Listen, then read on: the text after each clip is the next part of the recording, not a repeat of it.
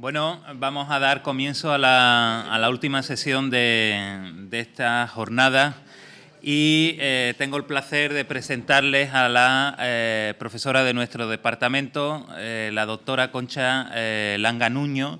Ella es profesora titular de nuestro departamento y es una especialista en la historia de la comunicación española, en la historia de la prensa.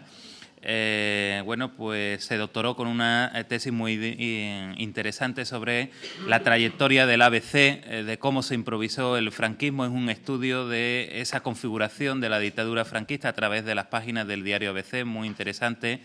Y recientemente ha publicado un libro sobre la represión de los periodistas en Cádiz que le hizo merecedora del segundo premio de memoria histórica que se entregó bueno, pues en junio del año pasado en una ceremonia bueno, pues donde se le reconoció todo este trabajo que lleva a cabo. Hoy nos va a hablar de la Pastoral de Reconquista en Sevilla, de Sevilla la Roja a la tierra de María Santísima. Ella nos va a explicar bueno, pues cómo maneja estos conceptos y todo lo que implica la cuestión.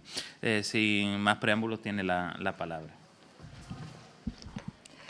Muchas gracias. Lo primero quiero dar las gracias al organizador del catedrático Ruiz Sánchez, también al SARUS y también bueno, a todos los que están aquí escuchándome.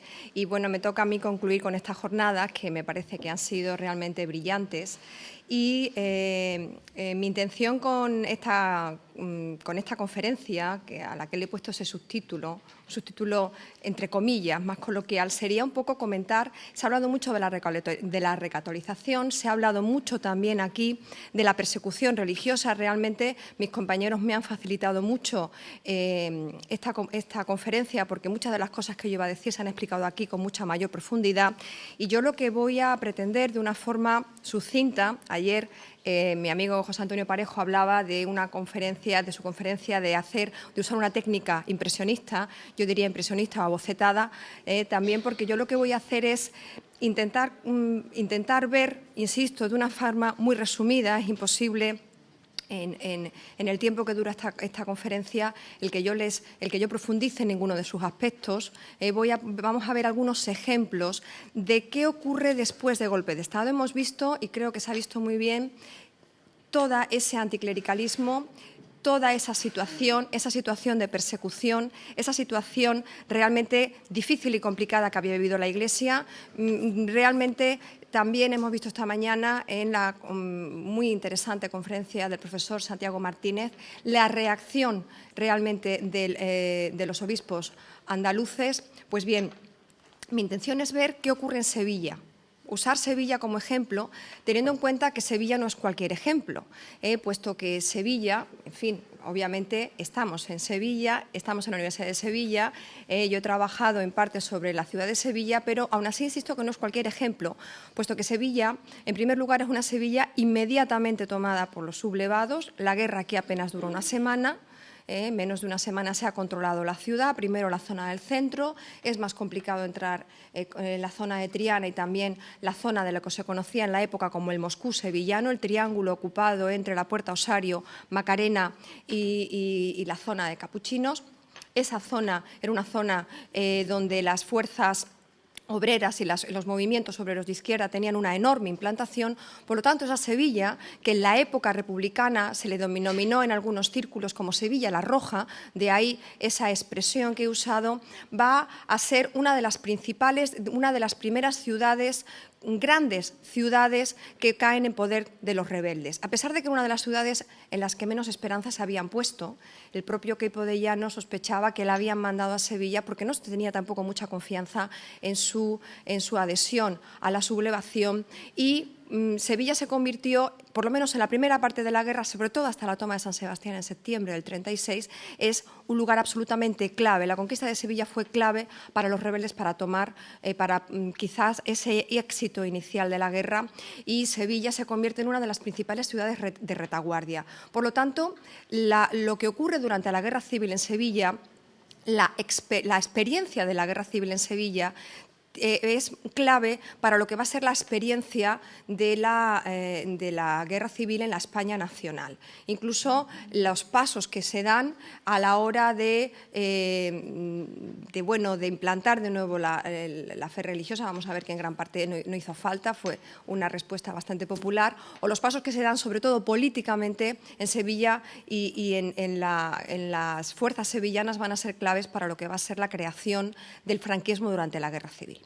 Bueno, de ahí ese nombre que, insisto, es un nombre más coloquial, ¿no? Que sería un poco intentar explicar cómo una ciudad que había sido especialmente conflictiva durante la Segunda República, y aquí se han dado datos contundentes, tanto el profesor Manuel Álvarez Tardío y Rodolfo Villa, como esta mañana también sobre asesinatos de sacerdotes, sobre persecución, sobre problemas. Una ciudad que había sido de las más conflictivas de España se convierte en una semana en uno de los bastiones fundamentales de la sublevación y en modelo de la nueva España franquista. Eso es lo que vamos a intentar.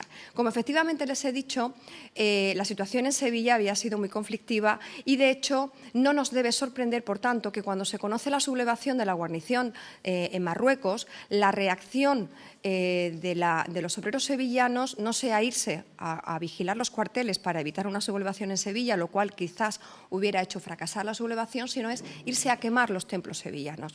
No es casual que los templos que se queman son los templos de ese triángulo conocido como el Moscú sevillano. Ahí tienen las ruinas de las iglesias de San Román, de San Julián. Ahí tienen la Virgen de la Amargura, que fue escondida, ahí la tienen en la caja y que por lo tanto se pudo salvar. Y no es casual que por lo tanto sí tienen aquí imágenes que se han destruido.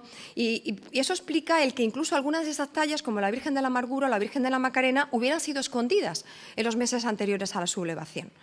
Solamente esa situación de peligro que vivía la iglesia sevillana puede explicar el que eso hubiese ocurrido así. La Virgen de la Macarena se salvó porque estaba escondida en una casa particular, porque el templo de San Gil fue uno de los quemados el día 18 de julio.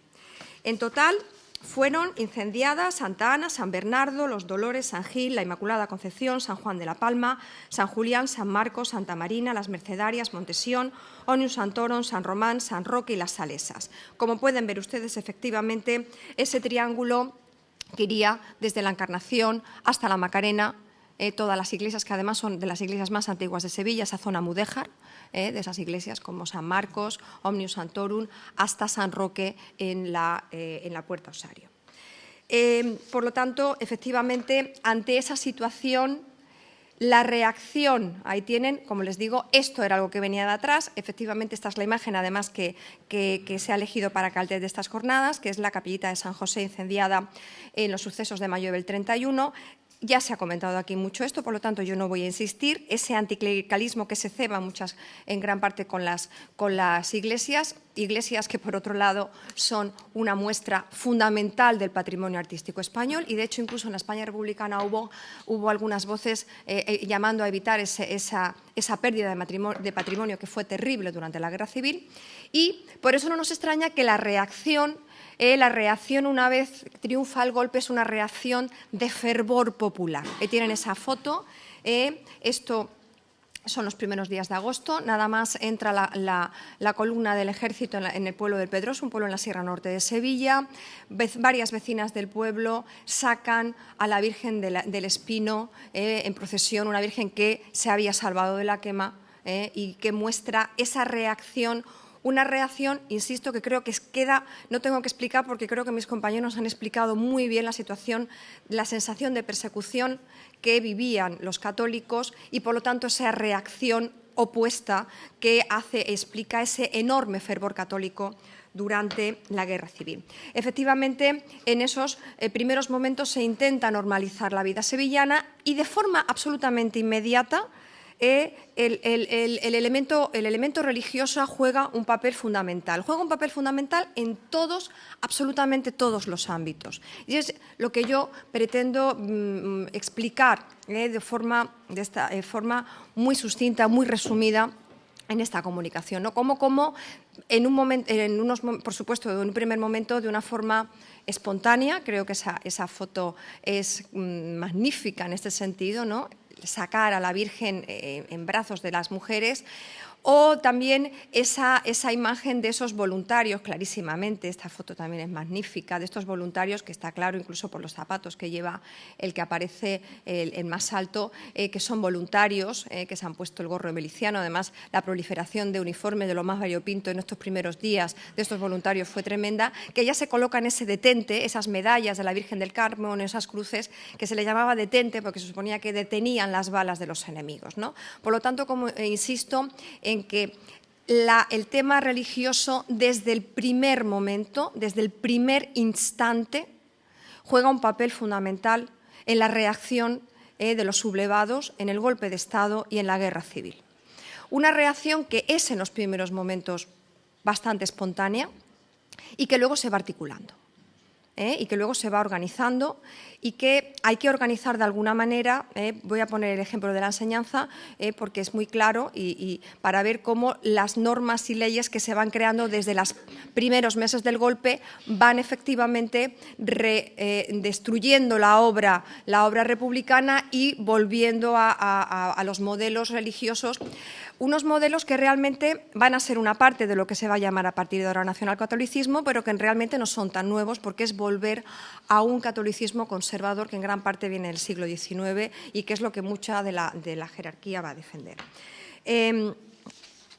Efectivamente, como ustedes saben, Sevilla, una Sevilla que a pesar, entre ese fervor popular, también vive una terrible represión. Eso es absolutamente claro. Cada vez se conocen mejor las cifras de represión. Se están haciendo muchos estudios, se están poniendo al día, pero hablamos de miles de personas. Hay un dato que parece una tontería, pero no lo es. Los anuncios de tintes en la prensa son constantes. ¿Por qué? Porque había que teñir la ropa de negro, porque no había dinero para comprar ropa nueva, por ejemplo.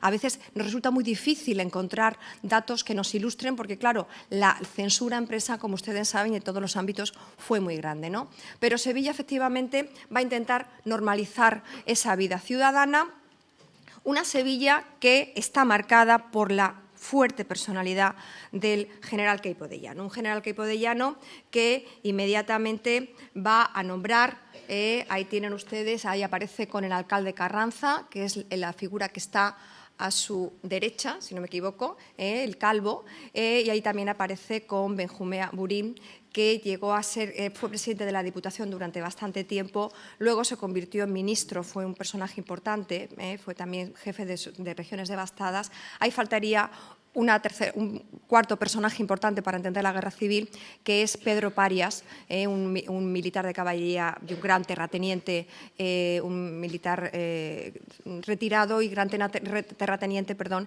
que va a ser el gobernador civil de Sevilla. Gonzalo Queipo de Llano, el general Queipo de Llano, que va a controlar Sevilla, pero también va a controlar el ejército de Andalucía. Y en el caso de Sevilla, Carranza, que es marqués de Sotohermoso y es hijo, además, del alcalde de Cádiz de estos años también, van a jugar un papel importantísimo. Luego veremos el ascenso de Falange y la aparición ya de las figuras. De hecho, la muerte de Pedro Parias se aprovecha para nombrar, Serrano Suríer ya aprovecha para poner a Gamero del Castillo como gobernador, ya es una figura de Falange. Pero en un primer momento todo está improvisado, todo se va improvisando sobre la marcha. Y para mí, personalmente, esos primeros meses de la guerra son los más interesantes, precisamente por la improvisación. A partir del 1 de octubre, cuando se forma la Junta Técnica de Estado, y sobre todo a partir del decreto de unificación y en abril del 37 y a partir del primer gobierno de Franco, se puede ver perfectamente cómo las cosas van cambiando. Y cómo Sevilla ya se forma y las autoridades sevillanas van formando parte del coro alrededor, sobre todo el coro alrededor de Franco, a pesar de que Queipo de Llano se opuso y así le costó el cargo, ¿no? Se mostró crítico, y también van aceptando ese papel de Falange en mayor o menor medida, como ayer también explicó muy bien el profesor Parejo. Pero esta es la situación en la que nos encontramos. Una situación donde ya empieza inmediatamente la depuración y también me parece interesante el comentar solamente un par de personajes, ¿no? Pero uno de ellos, el que van a ser en algunos casos sacerdotes o personas cercanas a la Iglesia o importantes católicos los que van a ocupar lugares importantes que antes no tenían. Por ejemplo, en el Conservatorio de Sevilla, el antiguo director, que había sido Ernesto Halffter, un músico importantísimo, es sustituido por Norberto Almandoz, que es un sacerdote vasco que va a tener un papel también muy importante, va a ser crítico musical de ABC también, va a tener un papel importantísimo en el Conservatorio sevillano.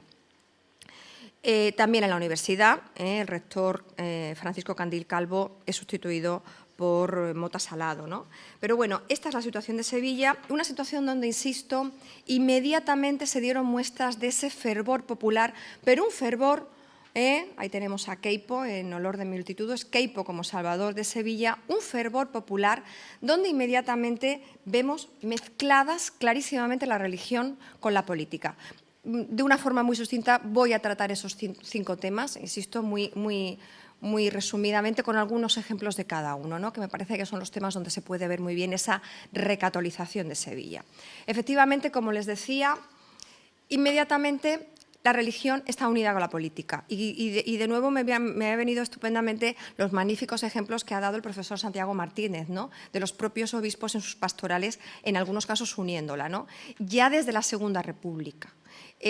La guerra, y esto es uno de los primeros números de ABC de Sevilla, la guerra es una lucha a muerte, ese maniqueísmo, un maniqueísmo absolutamente burdo, por supuesto, ya se ha comentado aquí, no eran rojos y azules, no eran rojos y católicos, era muchísimo más complejo, pero no pueden ustedes olvidar que los años 30 son unos años importantísimos en la historia de la propaganda y que precisamente la propaganda fue una de las claves de la guerra civil. La guerra civil española fue una guerra muy propagandística en ambos bandos, ¿no? Por lo tanto, ese maniqueísmo, esos mensajes que simplificaban, incluso a veces eran absolutamente inciertos, ¿no?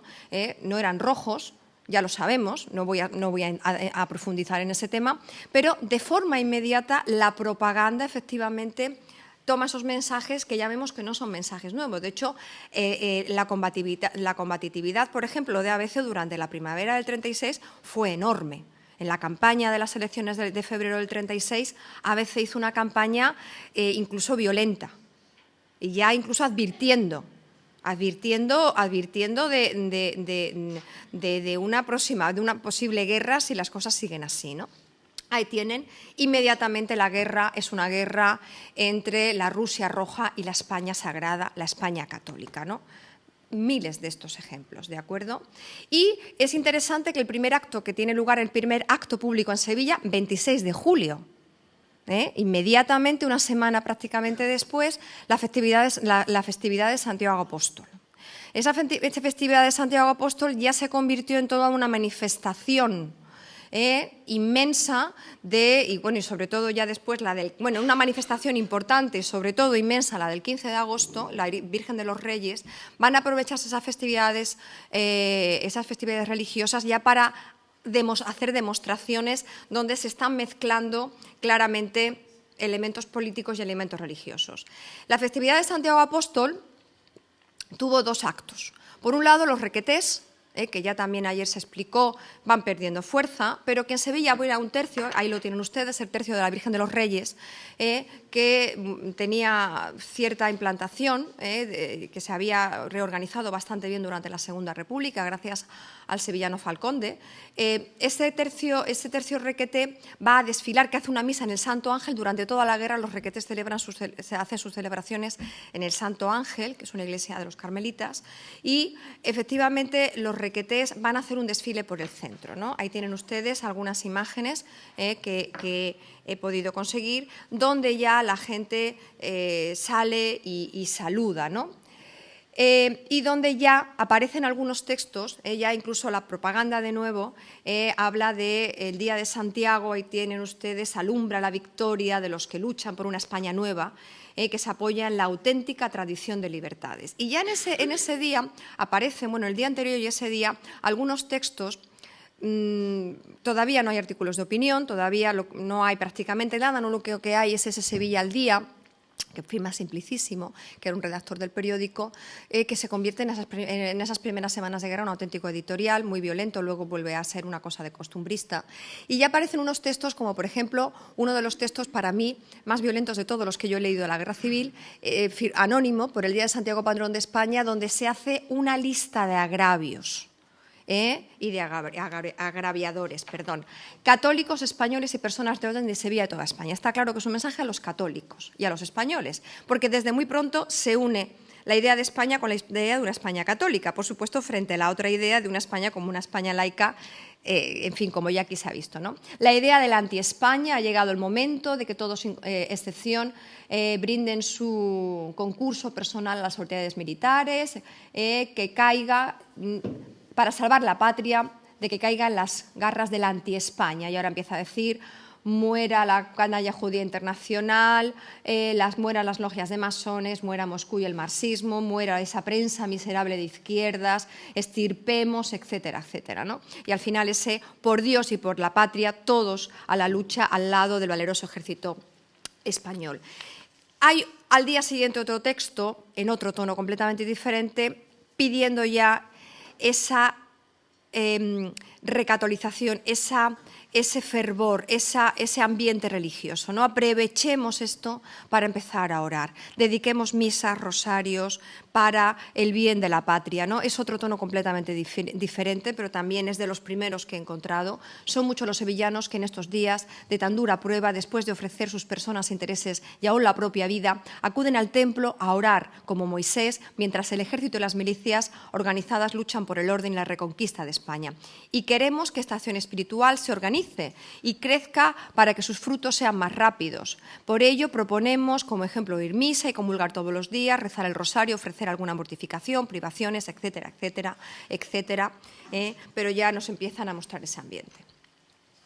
Un día importante en la historia de Sevilla y en la historia de España, en esta guerra civil, muy importante en la historia incluso de lo que va a ser la España nacional y lo que va a ser luego el régimen de Franco, es el 15 de agosto de 1936.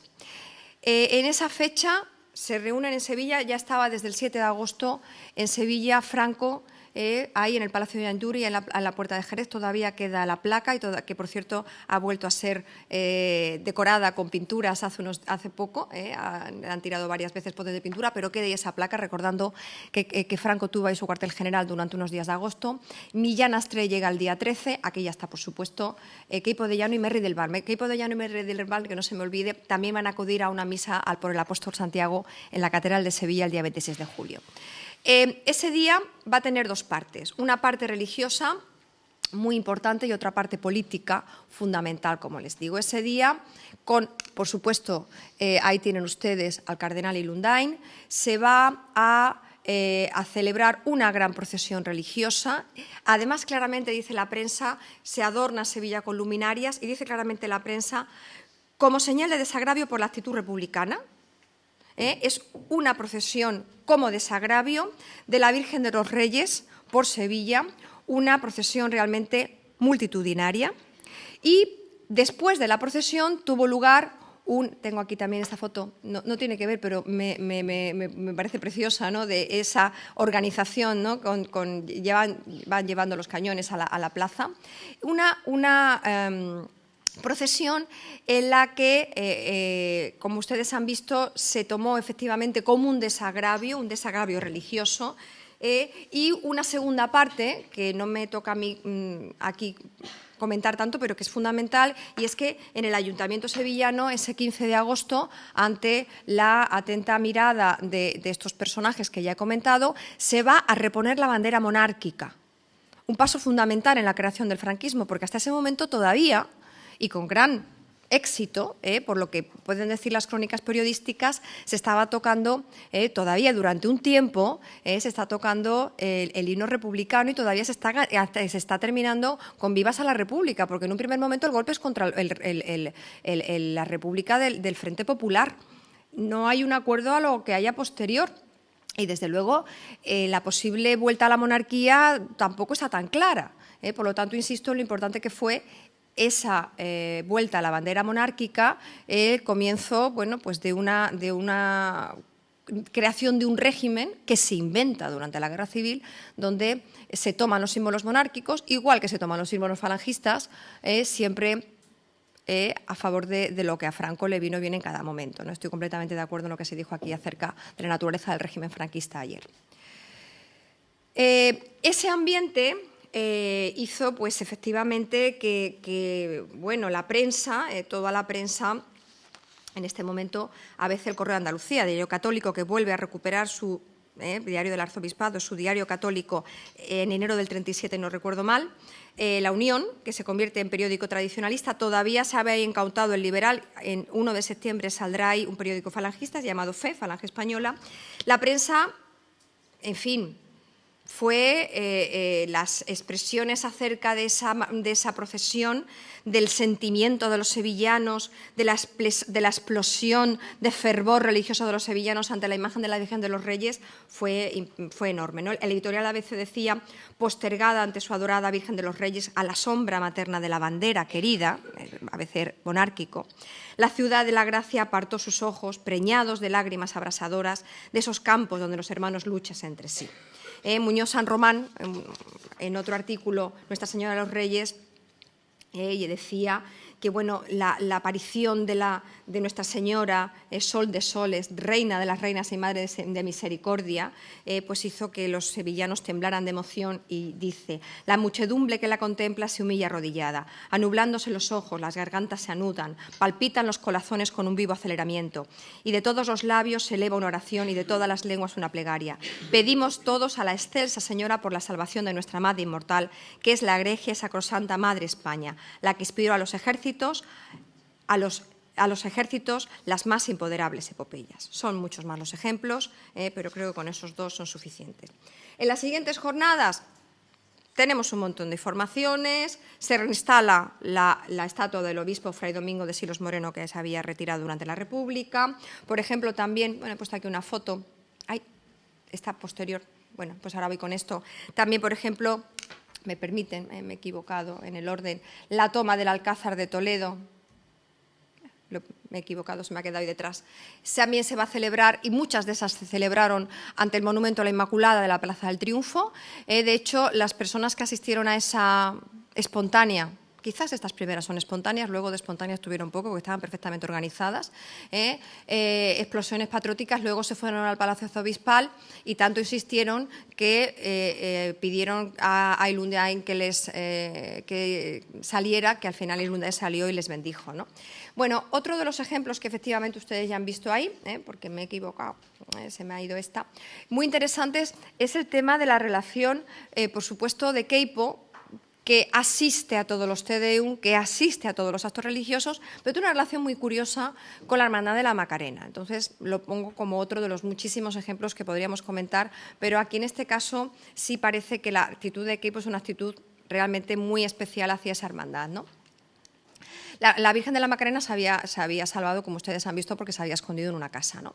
Entonces, claro, no tenía templo, San Gil había sido destruido.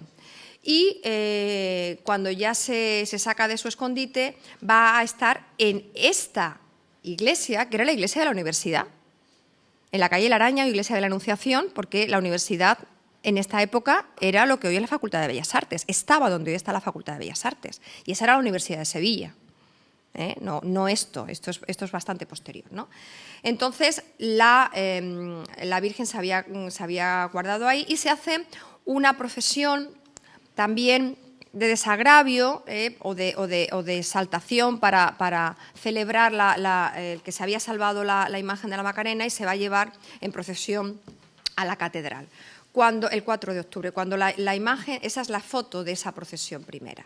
Cuando la imagen vuelve de la catedral a la capilla de la universidad, no tiene templo, se da un acto también bastante curioso de la guerra civil. En estos momentos, las autoridades rebeldes estaban pidiendo oro, porque necesitaban dinero, ¿no?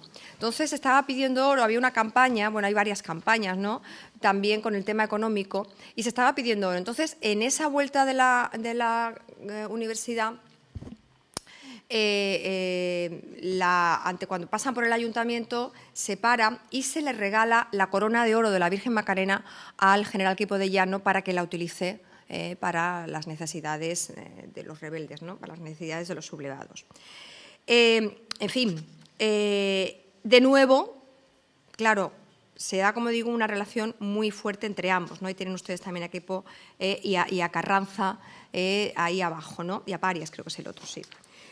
De nuevo, efectivamente, las reacciones de la propaganda y, por supuesto, de la prensa son enormes. Aquí hay un personaje muy interesante, un importante pedagogo católico que tuvo muy reconocido, muy importante, que es Manuel Siurot, que va a tener un papel importantísimo durante la guerra, sobre todo reivindicando la religiosidad.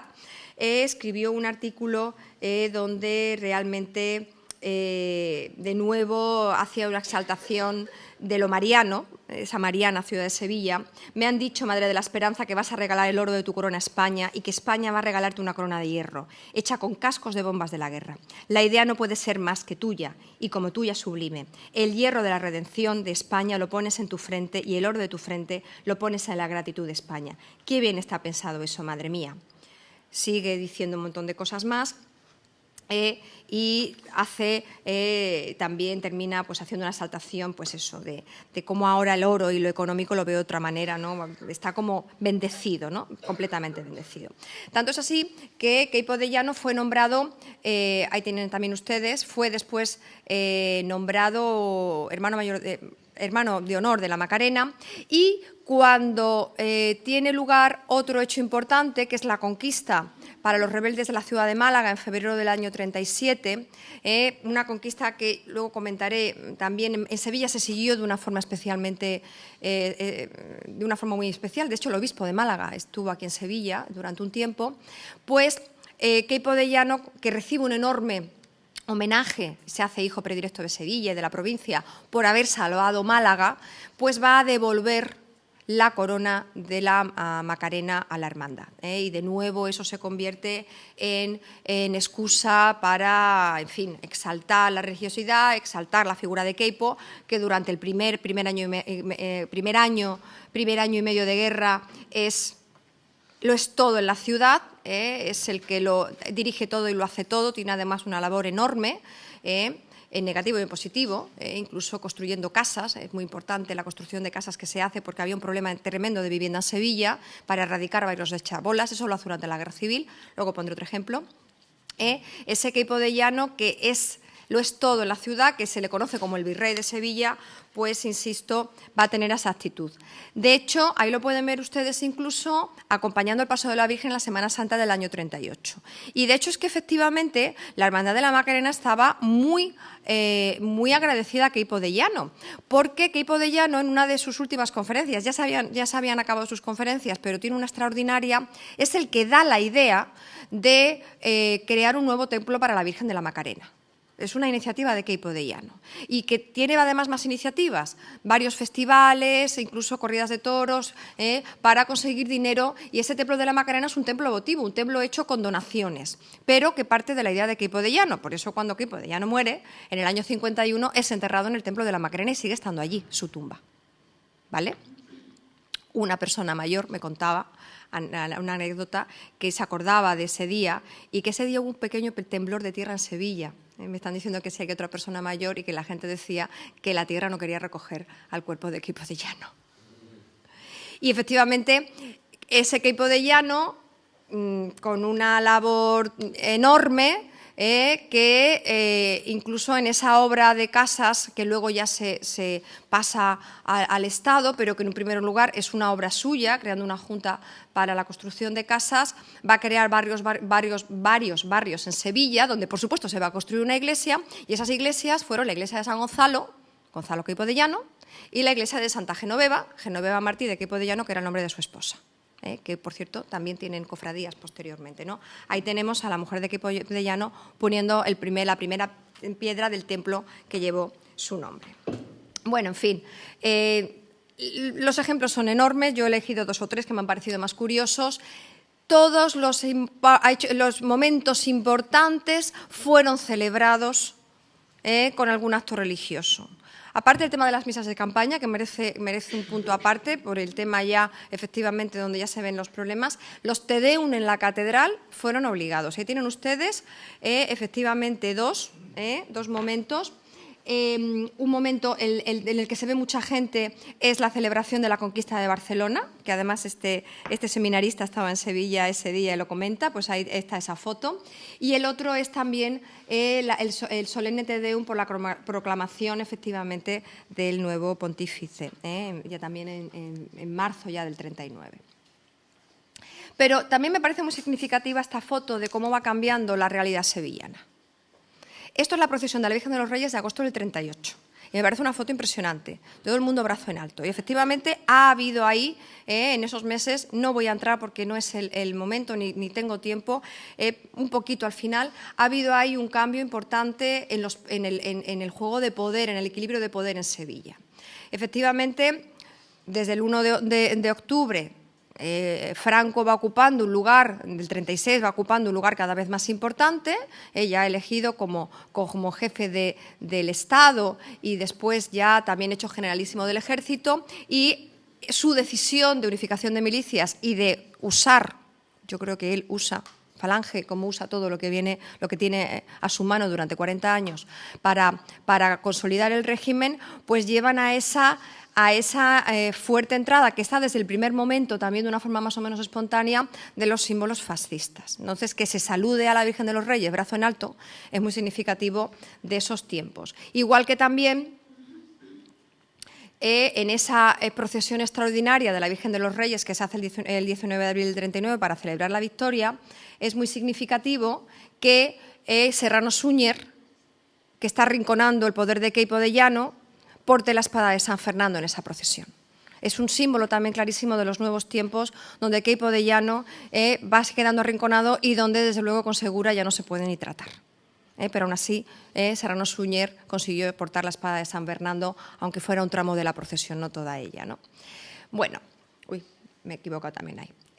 Un terreno que conozco bastante bien es como la enseñanza, que es uno de los ámbitos donde la República tuvo más éxitos que no se pueden poner en duda, fue realmente toda esa expansión de la escuela, todas esas leyes que habían intentado crear una escuela laica y moderna, van a ser desmontadas. Van a ser desmontadas también, de nuevo, de forma inmediata, de una forma más caótica, y luego ya a partir de la creación de la Junta Técnica de Estado, en la que precisamente José María Pemán va a ocupar un lugar importante, pues de una forma ya más organizada para todo el territorio nacional. Pero aquí, de nuevo, la creación de unas comisiones, unas comisiones gestoras local y provincial de enseñanza, también a veces órdenes que emanan del propio Queipo de Llano en las primeras agosto, sobre todo, y septiembre, nos muestra muy bien cómo se tiene desde el primer momento una clara intención de cambiar el signo de la escuela y destruir toda la obra anterior. No es, de nuevo, casual que en una de las primeras órdenes, hay una orden del 19 de agosto, donde se habla de la reanudación de las clases. En Sevilla se pospuso un par de semanas por el calor que hacía. Se diga en esa reanudación de las clases que habrá un acto de entronización de los crucifijos en las escuelas.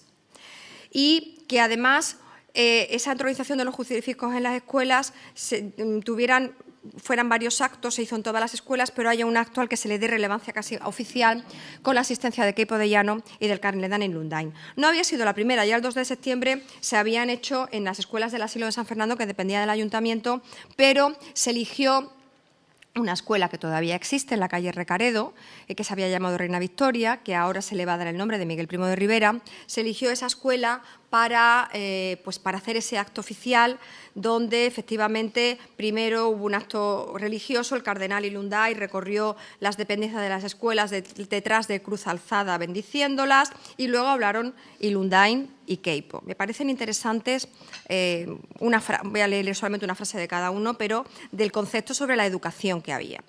El cardenal destacó el evento e hizo un llamamiento a los maestros, exhortándoles a que difundan entre los niños el santo temor de Dios.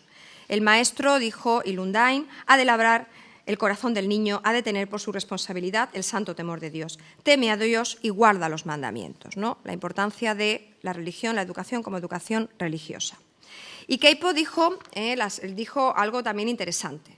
Dijo que de todos los actos a los que había asistido, desde el 18 de julio, ese era el que le había parecido más importante. Y dijo, literalmente, yo creo que lo primero para cualquier buen patriota es la religión. Porque el que no ama a Dios no ama a su familia, ni puede ser útil a la patria. Y luego añadió que el amor a la patria y el amor a la religión debían ser unidos. De nuevo, una idea que se repite en multitud de actos, en multitud de escritos, incluso en los preámbulos de las leyes, que también son muy interesantes, los preámbulos de las leyes de la Guerra Civil, la identificación de la España auténtica, porque la otra es la anti-España, con la España tradicional y la España católica. La esencia de España es católica. No se puede entender España sin su esencia católica. Eso es una de las bases fundamentales de la propaganda de estos momentos.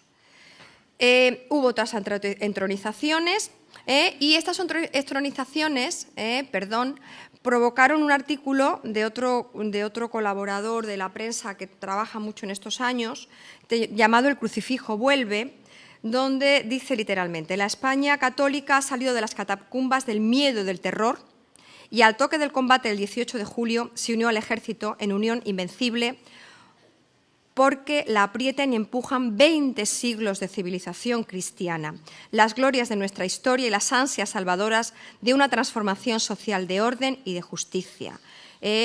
Y terminaba diciendo: patria y religión son las fuerzas que nos dan las victorias, las que forman el ambiente de la España conquistada. Bueno, como pueden ver, esto ya resulta un poco reiterativo, pero es que es una idea que podemos encontrar de forma efectivamente muy reiterativa. De hecho, ese ambiente, esta es una foto que a mí también me gusta mucho, esto es la calle Betis, Keipo de Llano asiste precisamente a una de sus inauguraciones en esa lo que llamó la Casa para Inválidos, Empleados y Obreros, y las niñas del Colegio de Cristo Rey se les saca a la calle para que saluden al general y ahí tienen, con el párroco de Triana, y ahí tienen a las niñas saludando brazo en alto. Esto es de noviembre del 37, ¿no? Y es que precisamente Triana recibió muchísima atención. Se puede observar cómo había una auténtica preocupación por algunos barrios de Sevilla donde las leyes de la Segunda República habían permitido efectivamente esa expansión de la escuela laica. Entonces, los actos, por ejemplo, de la entronización del crucifijo en Triana también fueron casi, no tan importantes como esos del 15 de septiembre, pero fueron también casi semioficiales, ¿no? En este caso, en un grupo de escuelas en Pajeres del Corro que se llama José María del Campo todavía. Y también hubo un acto importante en diciembre del año 36 para que los niños de las escuelas de Triana tomaran la primera comunión, porque, como decía la prensa, algunos de esos niños no habían tomado la primera comunión, ni siquiera habían oído hablar de cosas santas, dice literalmente, nunca en su vida, puesto que habían crecido en un ambiente no religioso, no habían sido bautizados, no habían tomado la comunión y había que, efectivamente, había que llevarlos al redil de la Iglesia. Bueno, son muchísimas las normas. Yo voy a poner un par de ejemplos, bueno, 2 o 3 ejemplos que creo que dan buena muestra de lo que fue la obsesión, creo que es una palabra correcta, por llevar la enseñanza religiosa a todas partes. En respuesta, por supuesto, de nuevo hay una respuesta y hay una revancha a la etapa republicana. Se van a organizar, bueno, les puedo asegurar que son numerosísimas las apariciones en prensa de notas de las comisiones local de enseñanza, la Comisión Provincial de Enseñanza y también, y luego al final lo vamos a ver incluso, de otras asociaciones sobre enseñanza en Sevilla. Por ejemplo, es muy importante, y aquí tienen ustedes también de nuevo una foto ilustrativa, aunque yo voy a poner primero otro ejemplo, las órdenes reorganizando la enseñanza. Y en una orden muy importante del 18 de septiembre del 36, donde se explicaban órdenes que habían salido de la Junta Técnica de Estado para los maestros sevillanos, se ve precisamente otra de las preocupaciones, y es el papel del maestro. Porque durante los 5 años de Segunda República, precisamente, habían salido de las escuelas normales de enseñanza muchísimos maestros educados en esta nueva forma de pensar de la República y educados, bueno, pues, como maestros en una escuela laica y con una preparación laica y no religiosa, que no era la preparación que se consideraba adecuada para los maestros. Fíjense ustedes lo que se le dice a los maestros, por eso hay tantos cursillos para los maestros durante la Guerra Civil, y la foto que tienen es de uno de ellos. Se le dice a los maestros: la obra escolar será fundamentalmente educativa y responderá en todo momento a las conveniencias nacionales, teniendo como punto fijo de orientación el más sano y patriótico espíritu, la formación de un profundo sentimiento católico, la fijación de un sentido de orden, disciplina, responsabilidad y justicia, y la capacitación moral y física de los alumnos, para que su día puedan responder con entusiasmo y eficacia a los sacrificios que la patria demande para su defensa, la de su religión, su honor y engrandecimiento. En esa orden se volvía a imponer como obligatorias la doctrina cristiana, la enseñanza de la doctrina cristiana y de la historia sagrada en todas las escuelas, y también de nuevo se imponía la oración que había sido reglamentaria hasta 1931, pero no solamente una oración, sino también el canto de un himno patriótico. Porque no nos engañemos.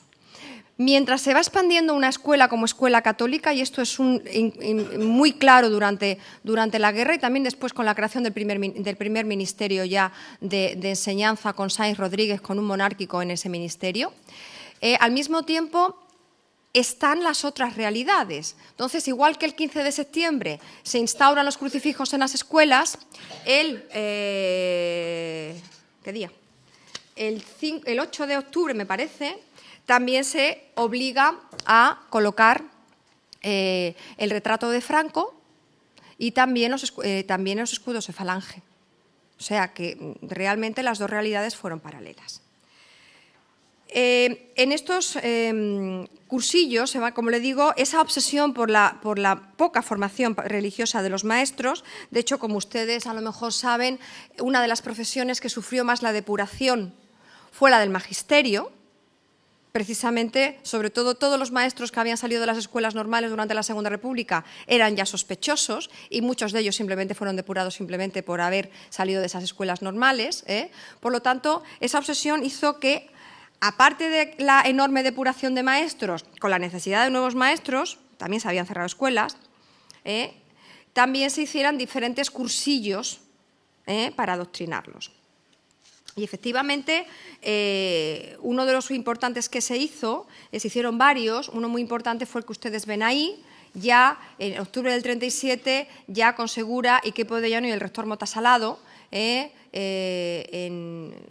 por cierto se elige, por supuesto, la festividad de Santa Teresa de Jesús para inaugurarlo.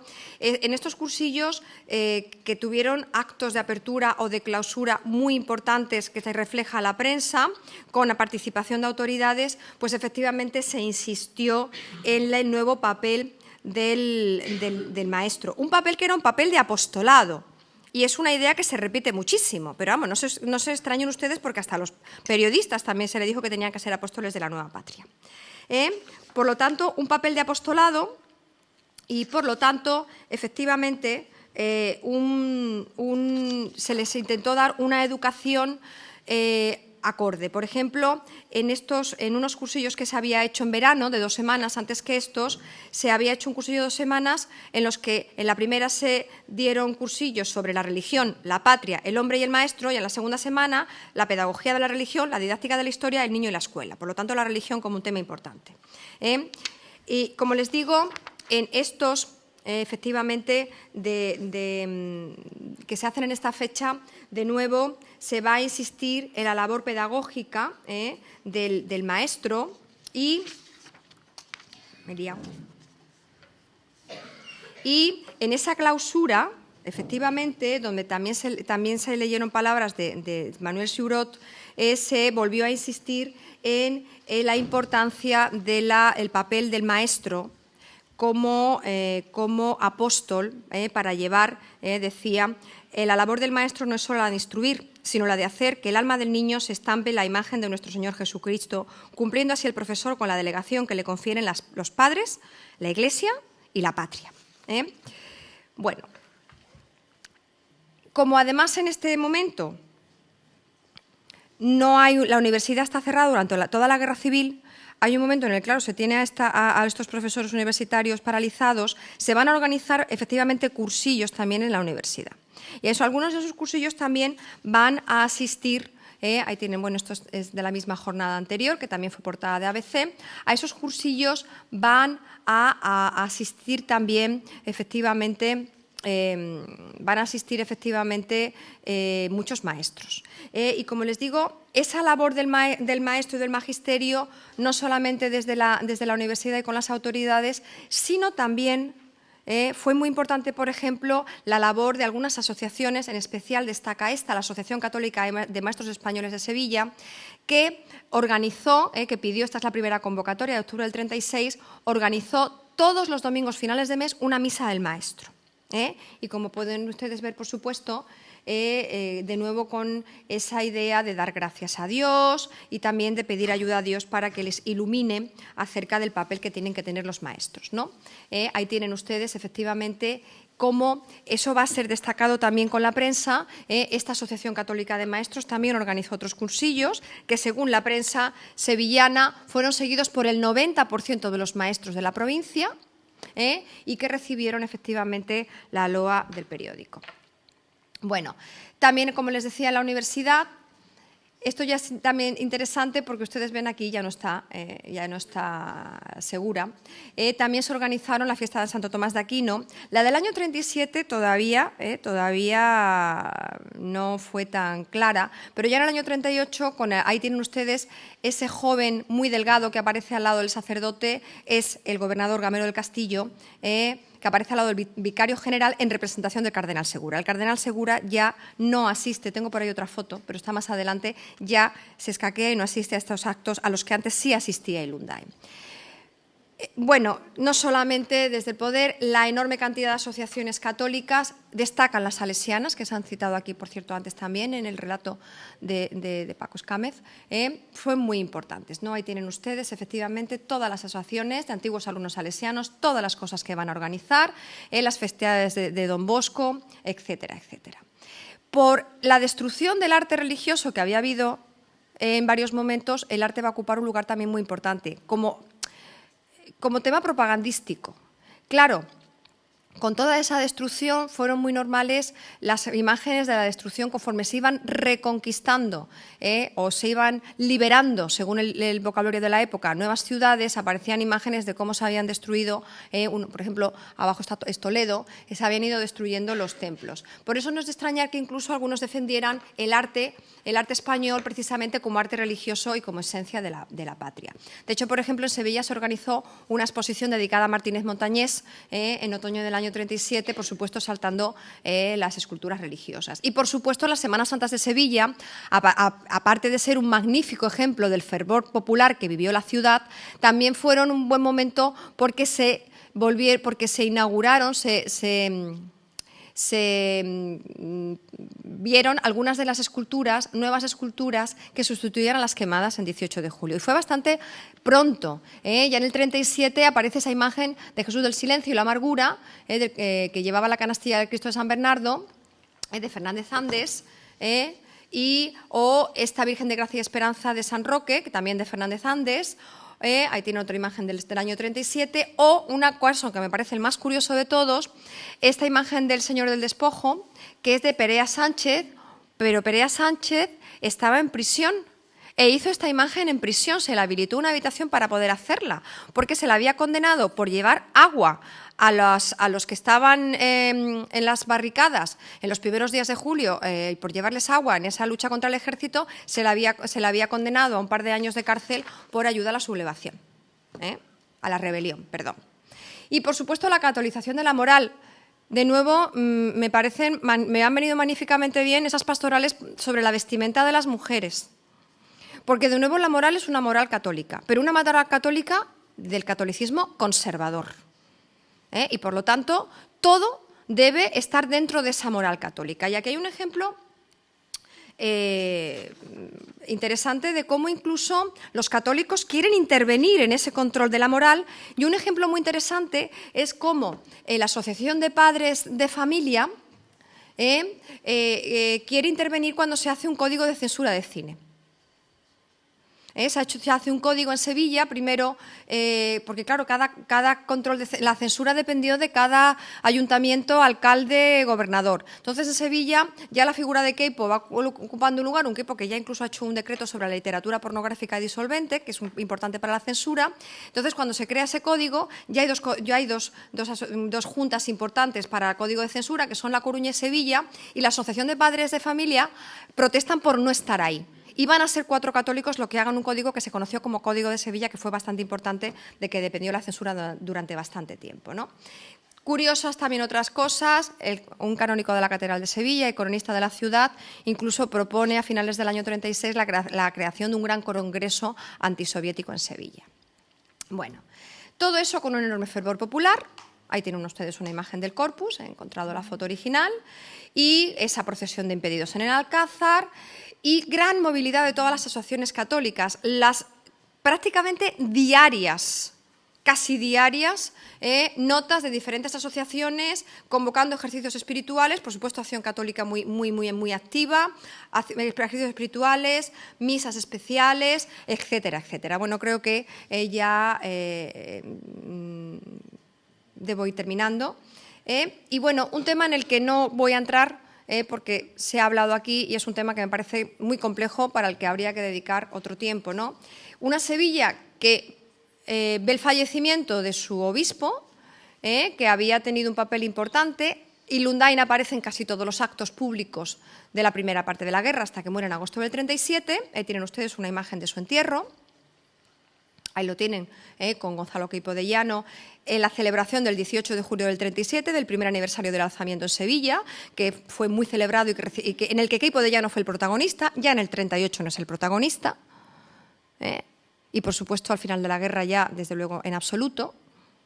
Y con la llegada el 12 de octubre del 37 del Cardenal Segura a Sevilla. Cardenal Segura fue recibido en La Palmera, en la parroquia de La Palmera, a la entrada de la ciudad, porque venía de Cádiz, por Queipo y por las autoridades, y Queipo decretó que recibiera honores de ordenanza. Llegó al Palacio Arzobispal, juró como obispo de Sevilla, y cuando volvió al Palacio Arzobispal, esto es la puerta de la catedral, le habían colocado una guardia en la puerta y ya excusó a la guardia, mostrando ya por dónde iba a ir perfectamente. Ahí lo tienen ustedes, a Queipo de Llano precisamente en Sevilla. Y un Queipo de Llano un Cardenal Segura que efectivamente pronto mostró su fuerte carácter y pronto se enfrentó, todo el mundo conoce y ya se ha citado aquí, además ya casi no queda tiempo, su negativa a que estuviera, bueno, la Cruz de los Caídos ya se había colocado antes en los muros del Alcázar, pero su negativa a que estuvieran los nombres de los mártires